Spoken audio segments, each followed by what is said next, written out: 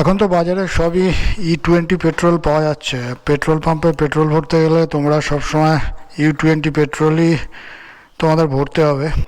তোমাদের আজকে দেখাবো যে এই বাইকটা হলো ইউরো 2 বাইক, ইউরো 2 স্প্লেন্ডার।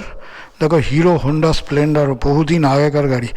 এই বাইকটা অলরেডি এখনও 1,00,000 কিলোমিটার কমপ্লিট হয়ে গেছে, আর 1,00,000 কিলোমিটার চলার পরেও 2,022 কিলোমিটার চলে গেছে।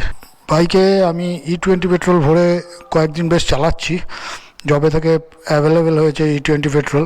তোমাদের কাছে সেই E20 পেট্রোল ইউজ করার পর বাইকের পারফরম্যান্স, বাইকের কোনো প্রবলেম হচ্ছে কি না, সমস্ত কিছু শেয়ার করব। আর সমস্ত কিছু শেয়ার করার আগে তোমাদেরকে দেখিয়ে রাখি যে এই যে দেখো, এয়ার পাইপ রয়েছে এখানে, এয়ার ইঞ্জেক্টেড পাইপ। তার মানে এই বাইকটা সত্যিই একটা euro 2 bike. Hey everyone, this is Sudipta and you are watching Autson time YouTube channel. এখন ঘড়িতে যখন 3:05 আর আমি তখন আমার এই স্প্লেন্ডার বাইকটাকে নিয়ে রওনা দিয়ে দিয়েছি।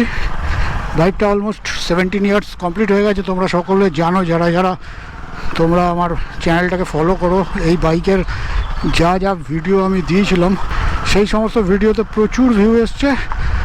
আর এখানে আমার ডান দিকে দেখো টিভিএসের শোরুম হয়েছে নতুন, আর আমার ডান দিকে দেখো একটা ইয়ামাহার শোরুম হয়েছে।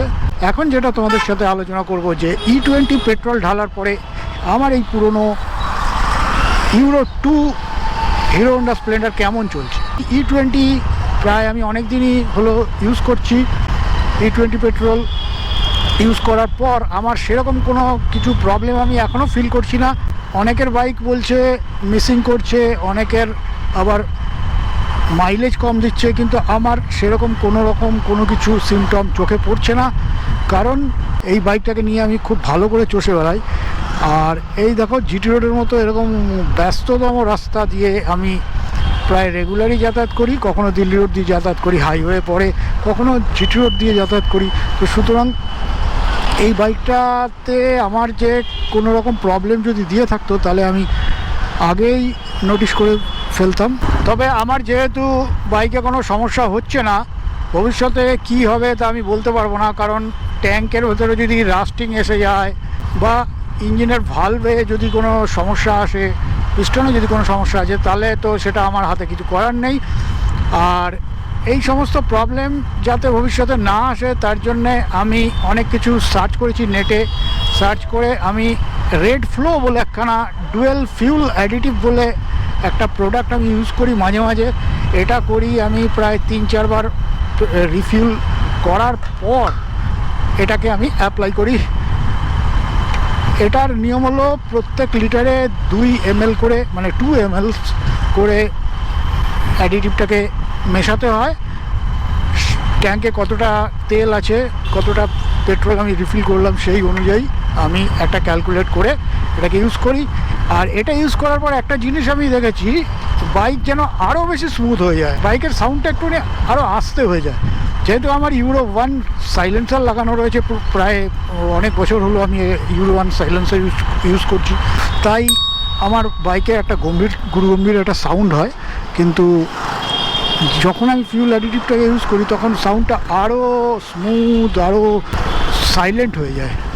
E20 পেট্রোলের আরেকটা বৈশিষ্ট্য হলো, অনেকে বলছে যেটা, যে E20 পেট্রোলে নাকি বাইকটা চালালে, যেগুলো 2023 সালের আগের গাড়ি, যেগুলো E20 পেট্রোল কমপ্লায়েন্ট ইঞ্জিন নয়, সেগুলো নাকি চালালে একটু রাফ ফিল হয়, সেগুলোর পিক আপ নিতে একটু প্রবলেম হয়।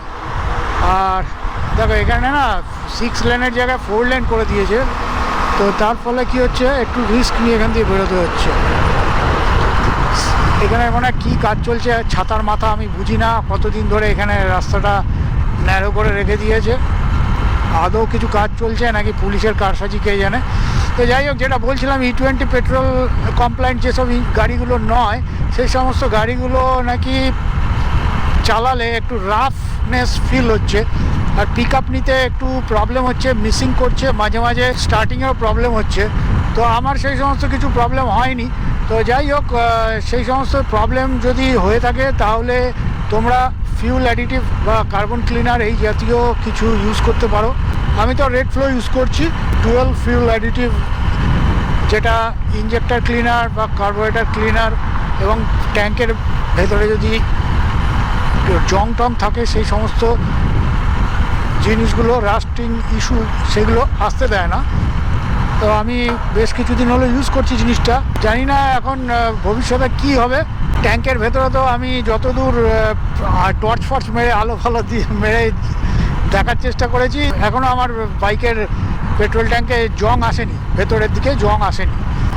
বাইকের ট্যাঙ্কে জল আটকাতে তোমরা অবশ্যই ফিউল অ্যাডিটিভটা ইউজ করতে পারো, যেটা আমি ইউজ করি। আমি কোনো কোম্পানির হয়ে প্রমোট করছি না, কিন্তু তোমরা ইয়ামা লুপ কার্বন ক্লিনার আর হলো রেড ফ্লো, এই দুটো তোমরা ইউজ করে দেখতে পারো।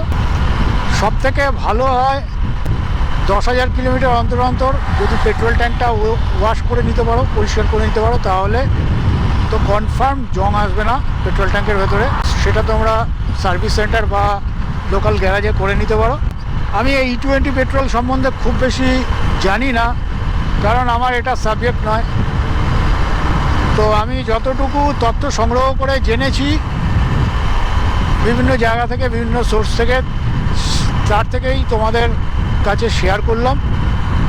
আজকের ভিডিওটা এখানেই এন্ড করছি। ভিডিওটা ভালো লাগলে এটা লাইক করে দিও, কমেন্ট করো, শেয়ার করো বন্ধুদের সাথে। আর আমার চ্যানেলে যারা নতুন তারা আমার চ্যানেলটা অবশ্যই সাবস্ক্রাইব করে দিও। দেখা হচ্ছে আবার এর পরের ভিডিওতে। ততক্ষণের জন্যে stay tuned and good bye.